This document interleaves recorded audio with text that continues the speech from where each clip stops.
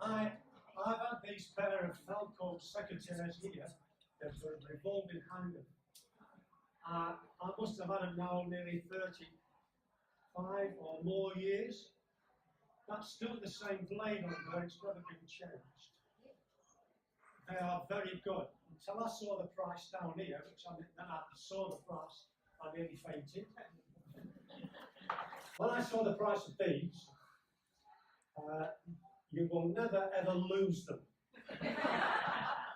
Not like if you go somewhere and buy $20 or a $10 pair, because 10 to 1 you'll put it on the ground, you get the rake and rake it all up, it goes in the bin, then you've got to go and buy another pair.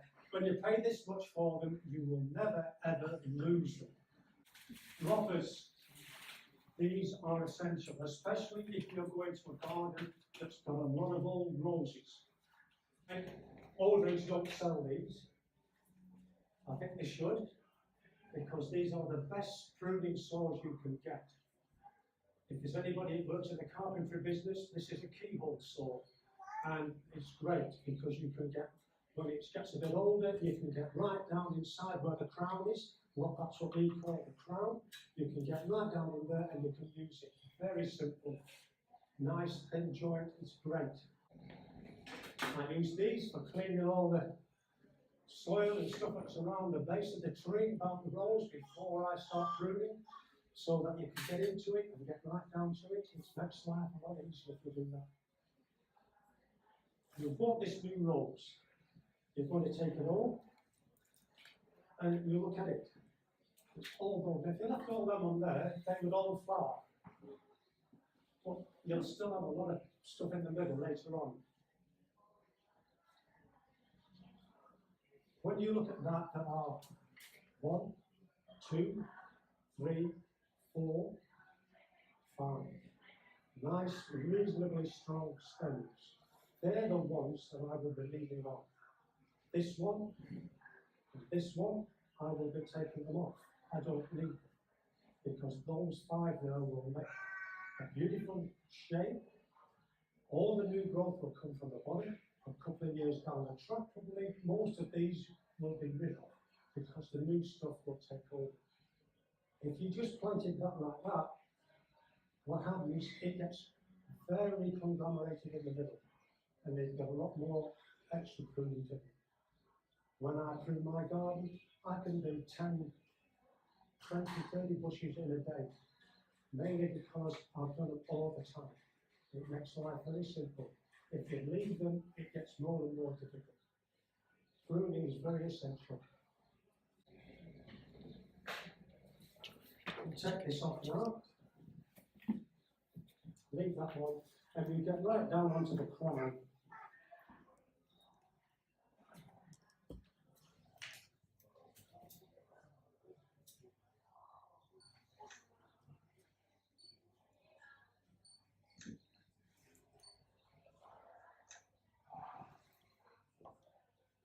Now it's cleared up in the middle, you can see what's happening.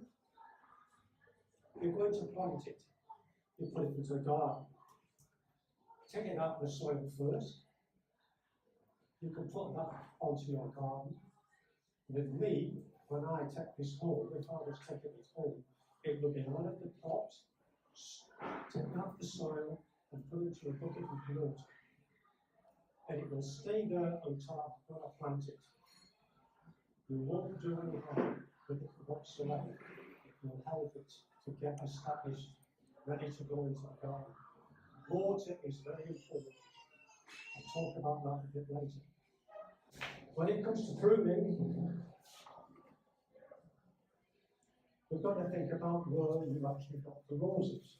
If this was a garden bed, you've got to put a rose down here, you've got a path walking down here. If you prune it coming outwards, you will do damage, either to yourself or to the rose. And the rose is more important because you just spend a lot of money for it. When you're pruning, these, they are moving. They really are, the size of gold. That one will come off anyway. Normally, you go about 1/4 of an inch just above the bud there, right? Put a sloping cut on it. Don't put a flat cut on it. If you put a flat cut on it, what happens is that will form a hollow, and then when rain comes, it drips on it and it stays there. Whereas with this, it tends to run off. That's one reason why we do it.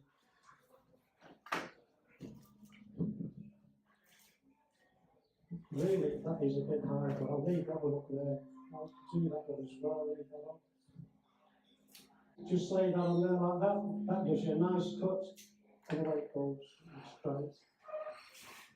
That's the trouble with the garden. Standard roses. This is a standard rose. The reason why these cost $50 is because there's two roses on there. You will actually buy this one, there's only one. This one, it's got two roses on it. There's one there, and one there. That is the reason why you pay $50 for it, because there's two on it to give you a nice, beautiful, bushy head.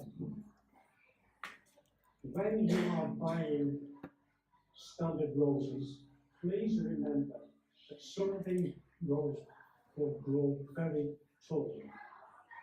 And if they grow very tall, you will have all that extra weight on top of this stem.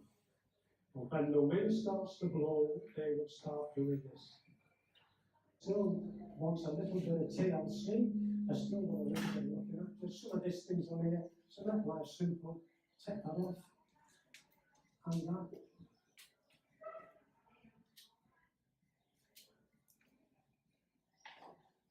I would take that bit off as well, because you don't need it. You've got all that up there, so you can take that bit as well.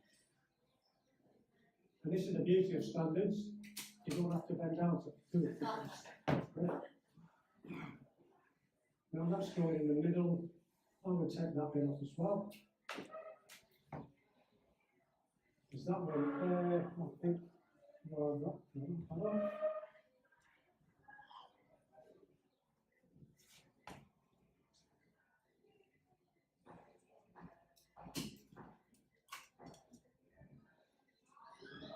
And we'll check that off there as well.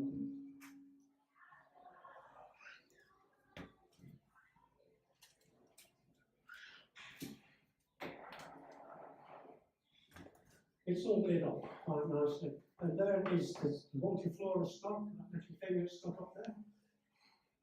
And with these, just go to a bud. I think if I was taking that one home, I would come down probably even lower with it to give it a chance to get going, because it's very, very beautiful roses, that's good. If you're very, very keen, not now, but in a couple of years' time when it starts to grow, and you want to keep that clean, you can get a wire brush and give it a really good scrubbing with a wire brush, because that will clean the head up, and if there's anything lurking inside, the wire brush will tend to get rid of it. It's very, very good for that as a wire brush. I forgot to mention gloves. Most people didn't bother me these days, but I prefer these that you can actually feel the sectors in your hand. I do have a pair of leather gloves like these, because they're very good, but I still prefer these. And if you're really keen, you can buy these. If they come round, you see, then there's no problems whatsoever. But they're very good too. When I come to plant in these new ones, I dig a hole, probably the same depth as that now, because the roots have not on them anymore, they've all been trimmed together into the pot. Probably about that deep, and about that wide. In the bottom, you've got a choice. Please do not use chicken manure unless it's very, very, very old, because chicken manure gets hot. You put that into the ground and you put the new rose in, you will burn the roots clean off and it will kill the rose. No problems whatsoever. I use blood and bone So does a lot of people in the Rose Society when they are planting a new rose. I use a handful. I call it a lady's handful because it's something small, not a lot. Sprinkle it in, mix it in, put the rose in, put the soil in. I leave a hollow from the ground level here, just a slight hollow. Then I water it. Really water it. So the whole little hollow is full.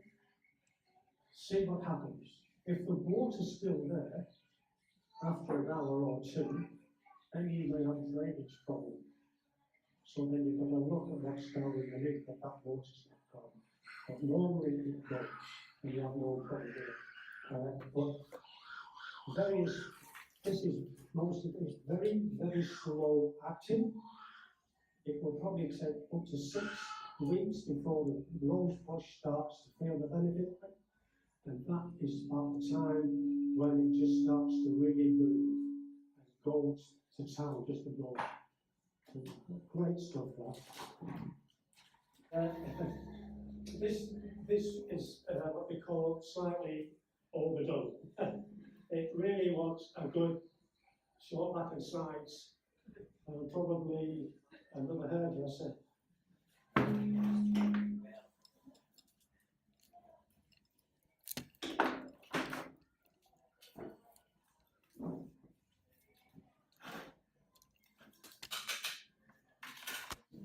A good piece of advice: if this was mine, and it was at home, it would be taken out of this pot, trimmed up, and put back into not a new pot, but new soil.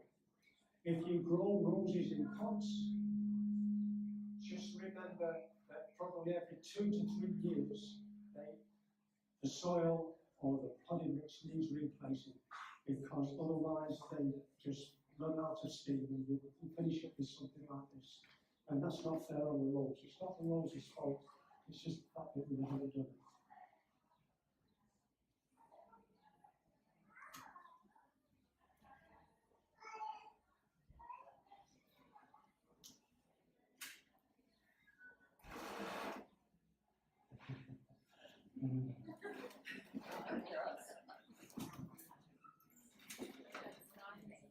If you could see just down here, there are a lot of little dead bits. There's a piece there that's just snapped off because it's past its use by date.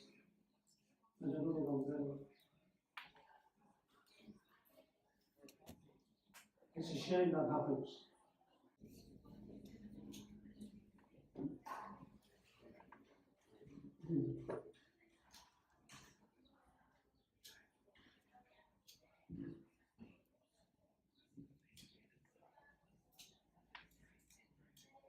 Many years ago, there used to be a company that sold miniature roses like this.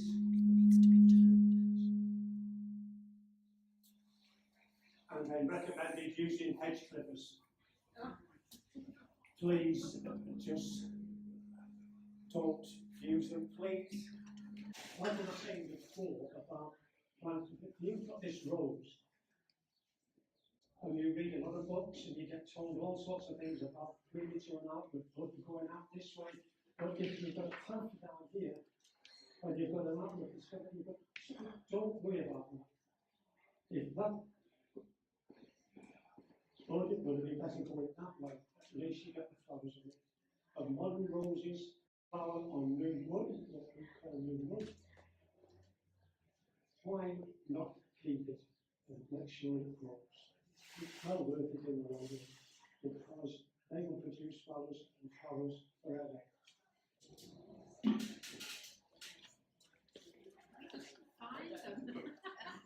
Mind your tongues, folks.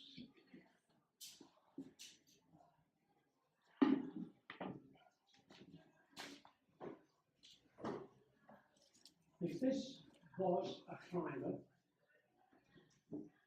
climbers require a little bit more patience and a little bit more time. As a very strong people, give us a lift.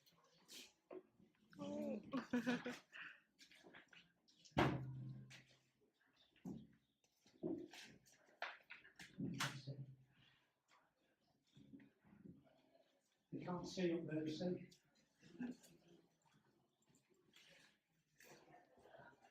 Climbers require a fan. If you do it properly, you should replace every stem virtually on a climber about every 3 to 4 years. Because don't think they flower on new, what we call new wood. And so if this is growing along here, then this is where nature looks after us. Every one of those buds along there will flower. And if you've got 4 or 5 of these long canes, I mean, you can have anything up to 5, 6 meters long. You will have all that with the flowers. Because you've got such a lot of pruning to do, don't be worried about the angle cut. Because you've got too much to do. As long as you trim them off, something like that.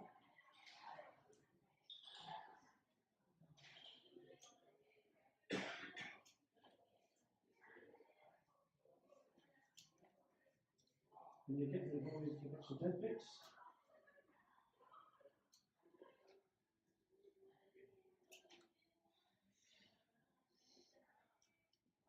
And also, this is where nature really looks after us. Each one of those buds along there, the first one will grow on each side of that particular bud. You will get 2 more. So what happens? You go along there, it flowers, then you have to deadhead it. And these others could come into bloom. So you could actually have 3 lots of flowers on this one stem from that one bud. And that's where the modern roses are growing. They're doing that. They really do give us flowers a little more. This is loving memory. This is the one I was talking about. It would grow out, but it's been in this pot far too long. That's why it's doing all this nasty thing. This is where the little saw comes in now. You can get down in there.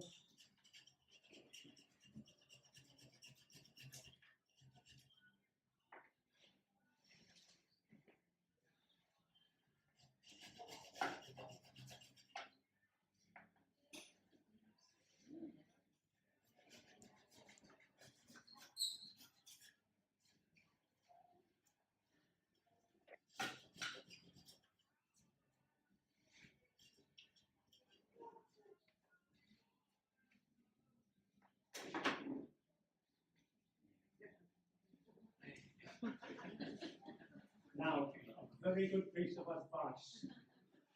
Please look before you cut, because you cannot stick it back on. It just doesn't work.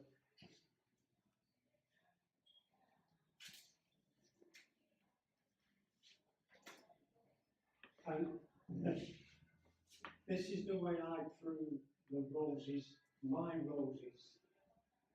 You could go somewhere else and hear another body speaking from the Rose Society, and he could do it different. Because once you get into a swing of things, you do it your way, which could be the simplest way, and which would be the ideal way to do. I do my pruning, and so do a lot of the members of the Rose Society, so that our garden all comes together. So I start pruning in the coldest part of the garden first, and I work my way round to the warmest. Today, like today, it's a lovely day. You can get in the back of the house and find where the coldest part used to be, prune. I start my pruning, or I used to do, when I had the 400 or whatever.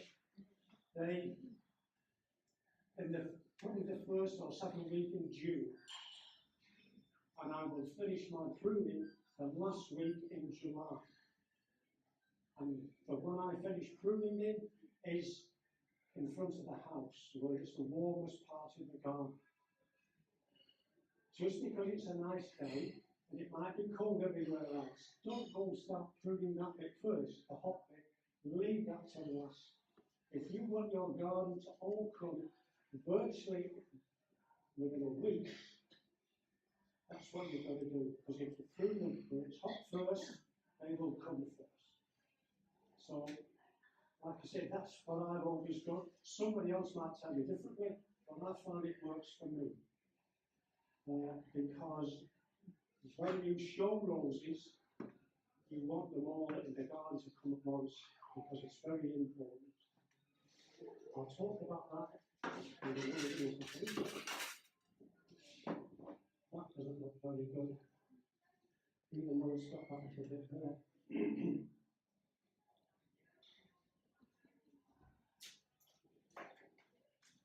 Now it is that.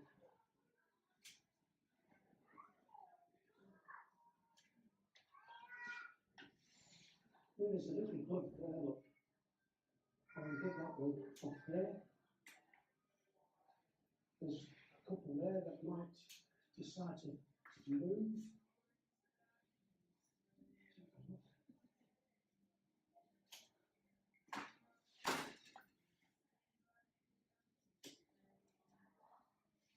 A nice little bud there. There's a lovely red there.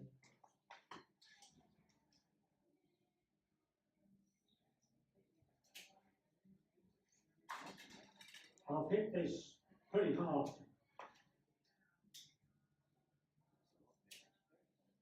Looks good. It needed doing. Whoever's this got this rose, when you get it all, take it out, put new potting mix in and redo it. Trim the roots up because they'll be fighting against the pot. That is what I call reasonably pruned. And then you can put it back in again. You can put some blood mold in and use a good potting mix, because you won't do any harm with potting mix. It's very good as some other potting mix. Now we come to the part where a lot of people do not like spraying roses. It's one of the more unfortunate parts of growing roses. You really have got to do a bit of spraying. This time of the year, and some members of the Rose Society have noticed a nasty disease going around called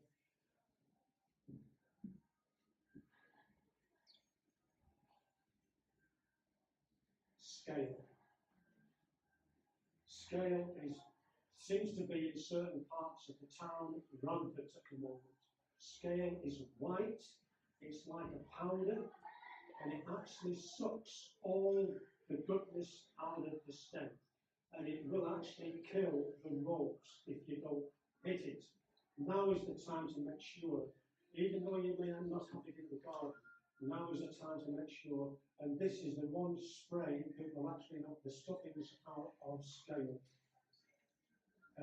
Lime sulphur. Be very careful with it. If you've got a bush going alongside your house, put something behind it before you spray, because you could finish up stripping the coat off, and you don't want that. But to get rid of scale, that is the best stuff you can use. I've used a whole packet, a whole 500 mils in my garden this last few weeks to get rid of scale. I'm hoping it's gone, but you never know, I may have to do some more. When you've done the scale, wait a few weeks, then you get into the next two. These two, concrete and liquid copper. A few years ago, it was thought not very good mixing them together. Spray with this one day, wait a couple of weeks and spray them. Why do that? I do not know. You put them together, mix them together, and put them on together. You won't do any harm. If you can get 2 or 3 sprays on of this before the buds really start to move, you will do a great job. You really will. Super Shield. Sorry, what? Sorry? Liquid copper and corduroy. They are the best time to put them on. Now is the time to do it. Super Shield, yes. Many years ago, Gates's used to have Shield. Then they fetched Super Shield. We won't say anymore, if you want to use Super Shield, use it. It's not bad at all. Over the last few years, last couple of years, I've been using this. Combat it's called. If you've only got a few, as long as you can get the winter spray on with this lime sulphur, because I think it's important, you've got to get rid of that scale and anything else that's lurking underneath that you can't see, because that will get rid of it. At full strength. There used to be a group called the Good Gardeners, and they used to use lime sulphur the whole year round. They never used anything else. And boy, did they grow some good stuff. They really did. I'm not just talking about roses, I'm talking about everything in the garden. They swore blind by this. This Combat, it's an insecticide, it's a fungicide, and it also a foliar. So it does three for the price of one, as you might say. And I've used it, and I'm quite impressed with the results. Every now and again, I will probably go back to putting something on, something like Maverick, just to make sure, which that's a very good spray, gets rid of all the little bits and pieces. I try to keep my spray down to a minimum.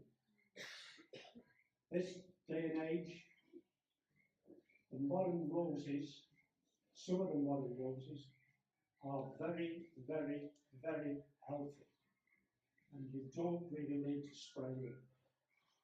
Now we come to what I consider the most important part of living.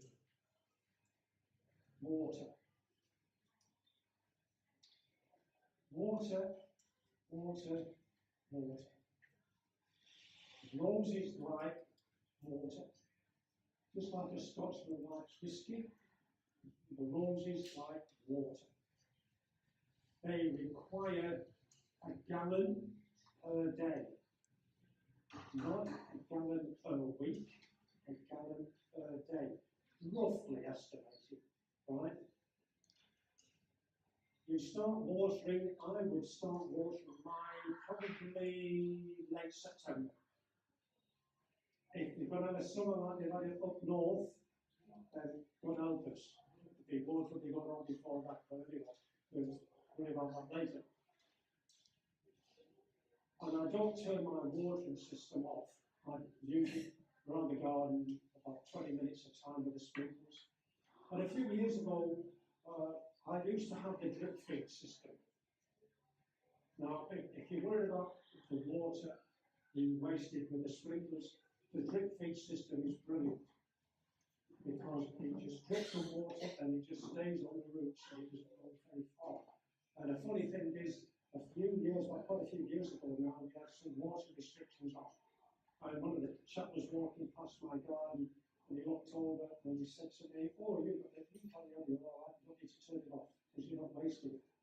It was doing what it was supposed to be doing. And it's a very good system, is the drip feed system. I use the sprinkler system now, but if you've only got a few and you're worried about the water, putting anything in, get a piece of sacking or an old towel, double it, make it thick, lay it on the ground, and just turn the water on. And let it run on the towel, and then it just floods the whole bed.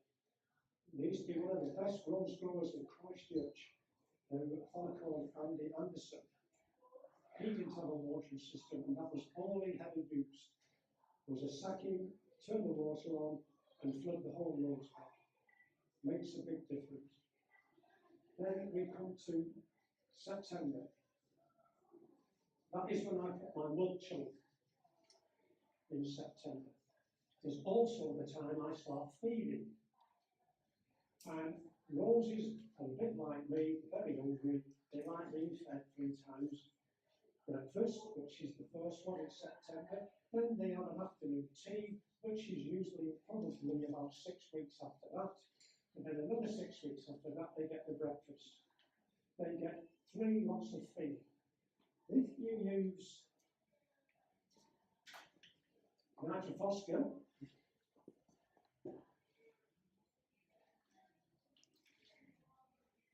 I could say that this is still one of the best of the market. It's very, very good.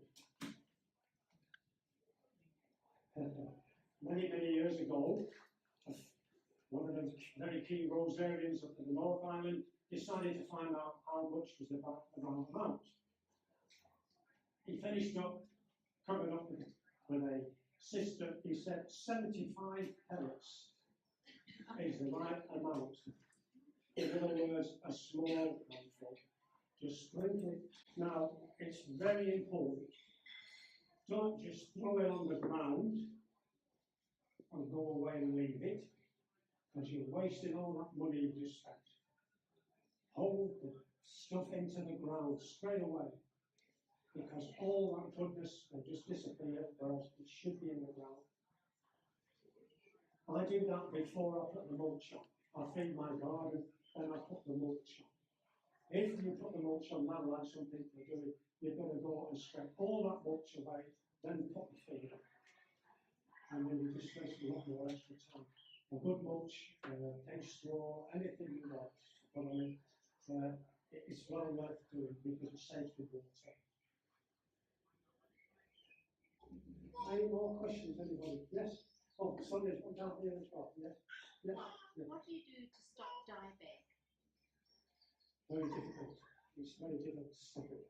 Once it starts going, all it can do is hopefully to cut that particular piece off right down at the roots head. That's what I usually do sometimes. Because once it gets going, you might be able to cut it off, but you might be a little bit left inside and it goes down the stem. So you've got to be very careful with it. Hopefully you don't make it too much, because it's merger is not very good. It isn't. If you have an established rose, is there a certain amount or a formula that you should cut it back to? Or? It's entirely in your house. Different people prune differently. I like to leave about a third of mine on and take a bit off the top, But some people like to prune their roses up here. Leave 2/3 on the bottom and take a third off. It depends on what you want. I like to keep mine down like this, mainly because it's easier in the long run to prune. And hopefully, if you feed and water them, when summer comes, you have a lovely show of roses. I'll tell you one thing, right? When it comes to picking roses to put into your house, when we put a show on like this, is called Rose Magic. If I open the wrong door, not look at it, it's at Woodend Community Centre in November. The very key rosarians from all around New Zealand will be coming here, and some are coming from as far north as Whangarei, and down south from probably the Cargill and Dunedin, and they have to bring the roses. This particular person I know from Whangarei could well enter every class in that particular show, and that means a lot of roses. He brings them down in his suitcase, doesn't worry about himself, his roses are important. He has to condition them. They haven't got a long stem, unfortunately, but this will do.